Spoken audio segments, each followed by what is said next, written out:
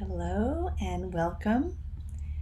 I'm Winn. I'm here with Deborah Sudarsky, and we are looking at the energies this week and how we might best navigate them. So, before we do that, let's just take a moment and open ourselves to this present moment. Call any energies from the past or that we're projecting out into the future back to ourselves, allowing ourselves to inhabit our bodies, feeling our belly centers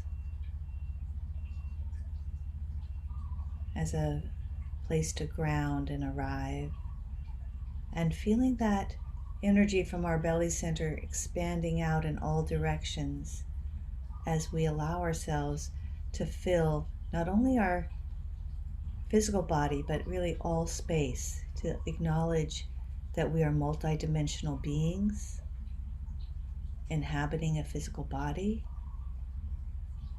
and that we are navigating this physical world, but we're also navigating the unseen world as well, being impacted by each other, being impacted by the energies of the planetary movements.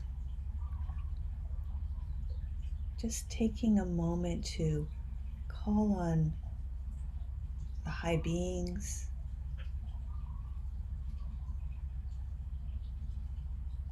spirit, the organizing principle of the universe, whatever language you have for that. And just opening to guidance, opening to hear what needs to be heard, for Deborah and I to open to allow ourselves to speak what's called to be spoken, and all for the benefit of humanity, of all beings. And I can feel that aliveness here now. I can feel the connection with you, Deborah, and with whomever is listening right now or who will be listening in the future, that we're connected. There's no time and space. And here we are. Yes, we're talking about this week's energies, and it's way beyond this week's energies. So I'm going to let you begin, Deborah. Um, so it's been a very challenging period of time, and um, I'm resorting to the cards today for clarification and focus, because sometimes even when you're an intuitive and speak to non-physical beings, sometimes you need a vehicle for them to speak. And so, as I have in the past, I actually decided to consult with the cards. And today we came up with two cards, and I'm pretty excited because I think it really speaks to me, and I think it also speaks to the human design piece that Robin's going to bring up. So, the first card that I picked up, it's pretty beautiful. And it's actually Sad Embrace, which is kind of a heavy card. And if you look at it, it's an angel, but the angel is sad, and it looks like disappointed. And I wanted to further understand what this card was. And the line that I want to read, because I think this is so powerful, is: loss is a part of life. Let go and allow time to heal you.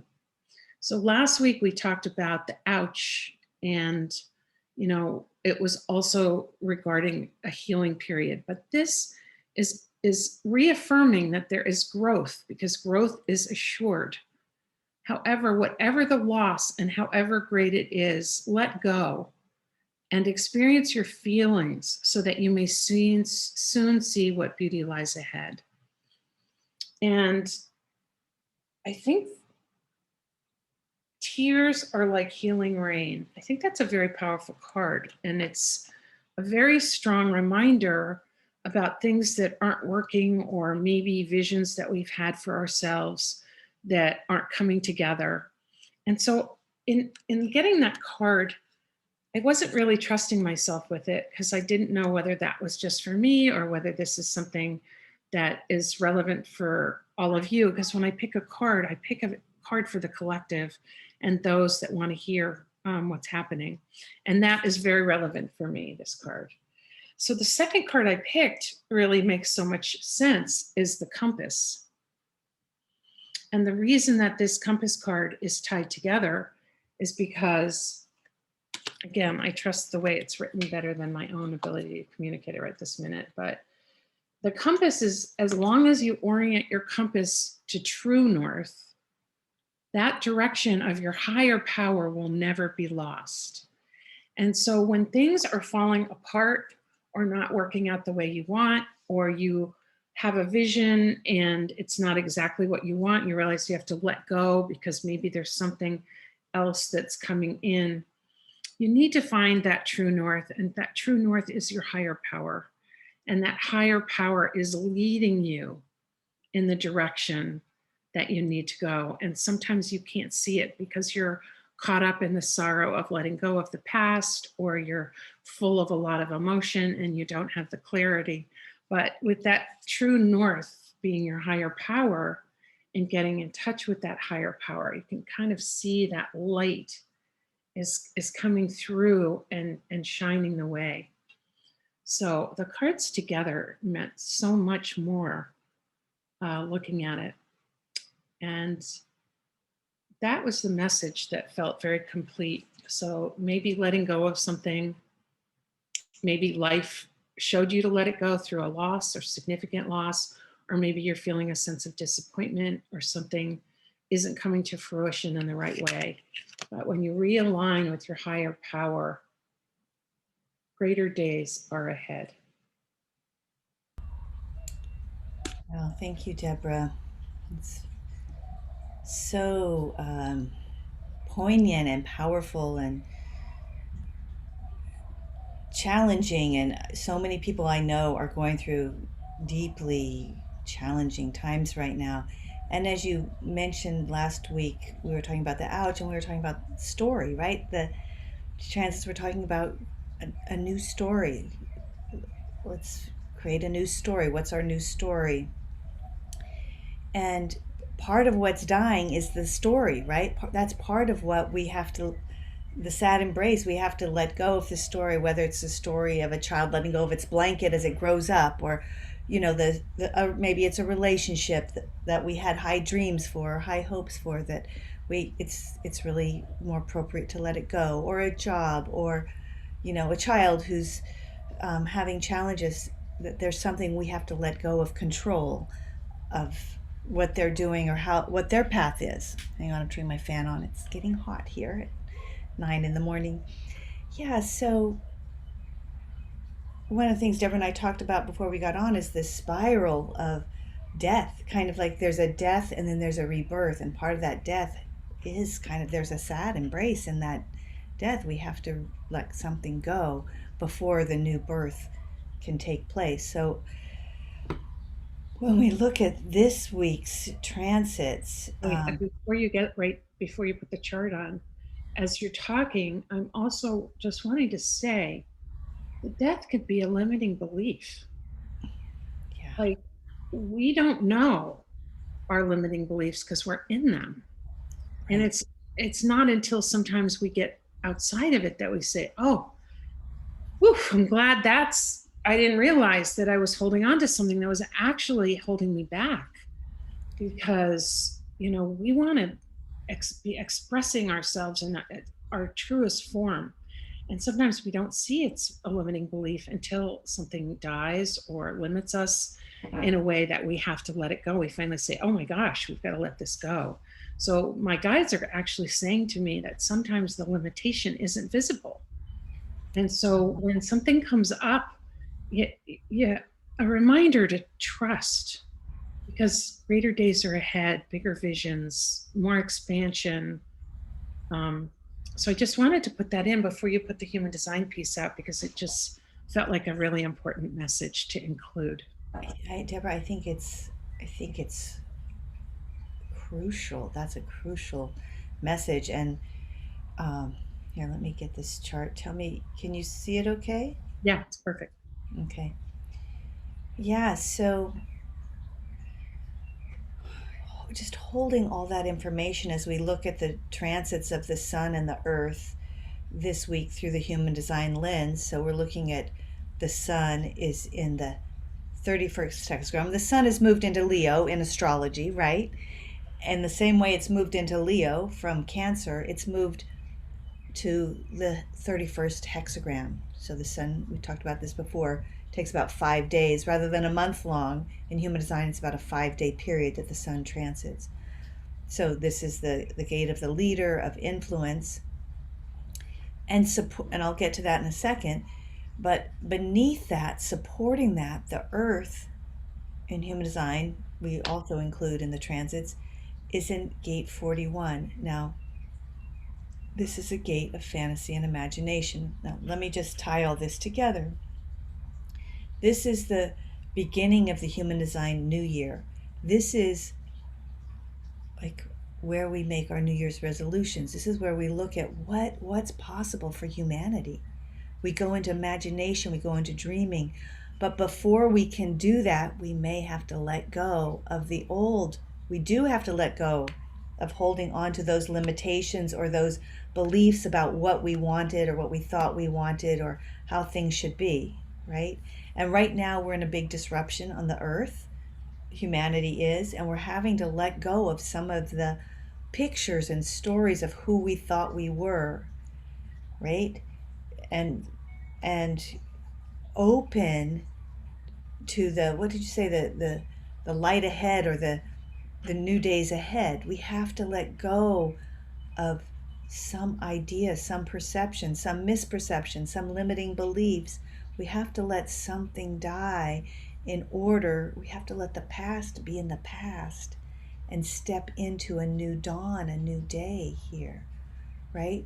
So this week, regardless of how things are, regardless of how we perceive things, this week we are actually grounded by, and I'm getting chills here, grounded by opening to new possibilities,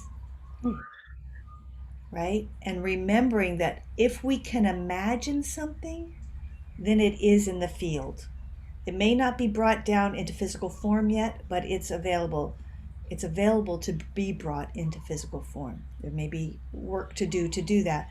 But this is collective energy. It's for all of humanity. We're looking at what's possible for humanity in terms of health, in terms of sustainability, in terms of wealth, in terms of relationships, in terms of aligning with our true north. What's possible when we align with our true north, with our divine, with human design, our blueprint, with who we are here to be, right? What's possible when we align with the truth of who we are, with our knowing that we're way beyond a physical body, that we're way beyond time and space, that we are multidimensional beings and creators, right? What's possible when we imagine and dream from that place rather than from the shoe that's getting too small, then we can't even walk on it because it hurts so much, right?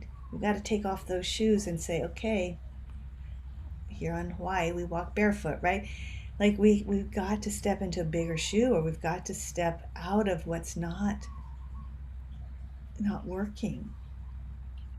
So, is there relevance? Because as you're speaking, and I think because it feels that way with these two cards, these are very grounded, very heavy, kind of real.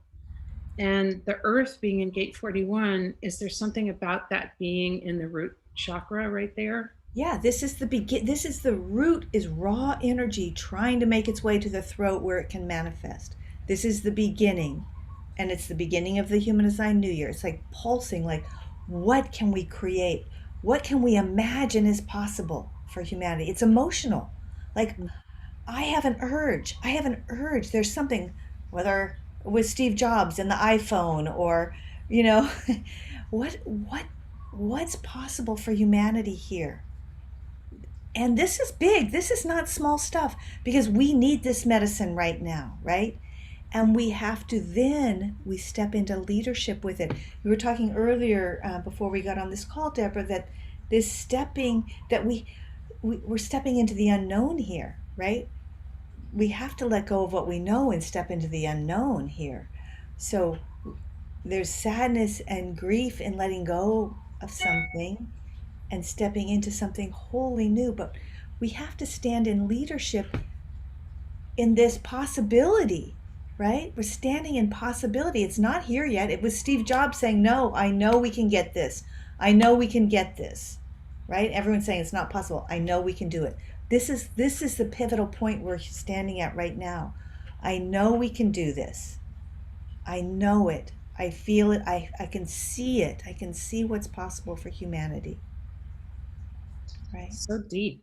It's not just like, oh, I'm just going to have like a little fantasy and imagine. I feel like it's really going deep to align with our higher purpose and looking at that compass card, bringing in our higher self so that we're really creating this next piece in a very profound way so that we feel satisfaction. We're living our purpose, we're living our dreams.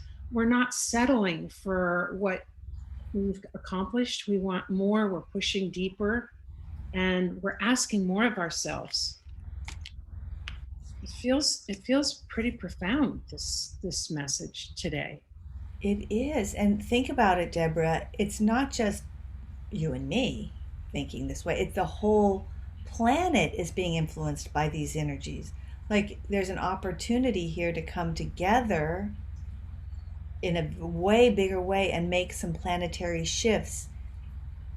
It's an opportunity for leadership, that kind of leadership that's everywhere, right? Like we each are responsible.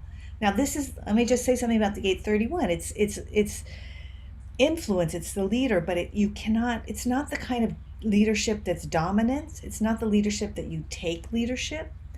You have to be called into leadership. So as you're standing in your vision, in your visionary place, you're called into leadership. When you're called, step up, do not hide. When you're called to speak your visions, speak them. Do not hide them. Do not think, oh, they're too weird, or this is the future. This is, again, think of the iPhone. It's like we're stepping into the future, another level of the future possibility. But it's not dominance. It's not leadership by dominance. Inspiration.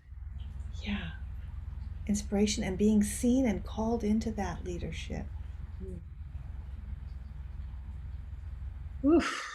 I know. It's powerful. Super powerful. Yeah. Anything, I'm going to stop the share. Anything else you want to say, Deborah?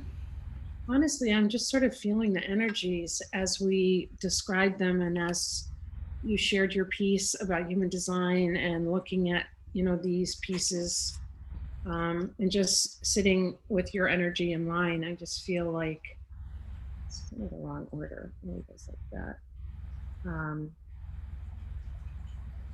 just actually feeling the power of the of the communication.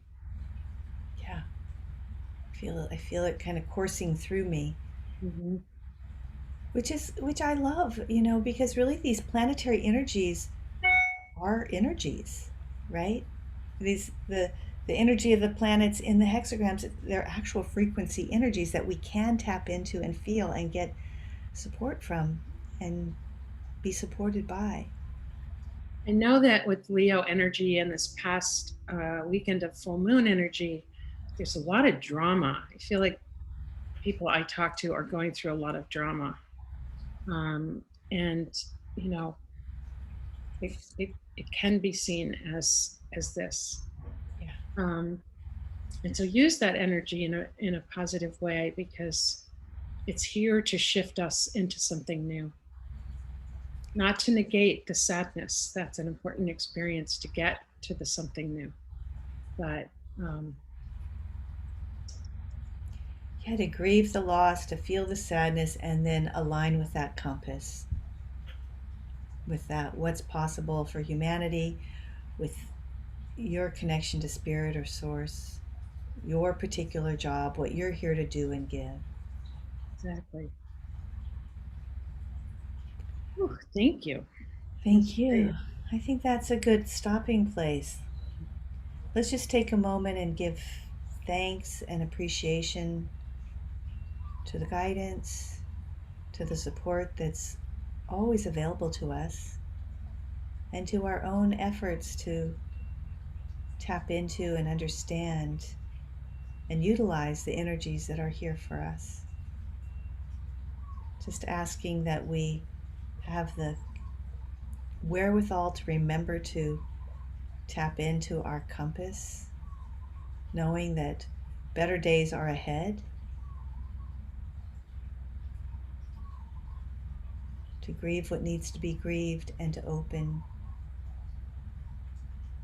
to that light, really for the benefit of all beings. So we offer whatever we've learned today or it's touched us for all of humanity.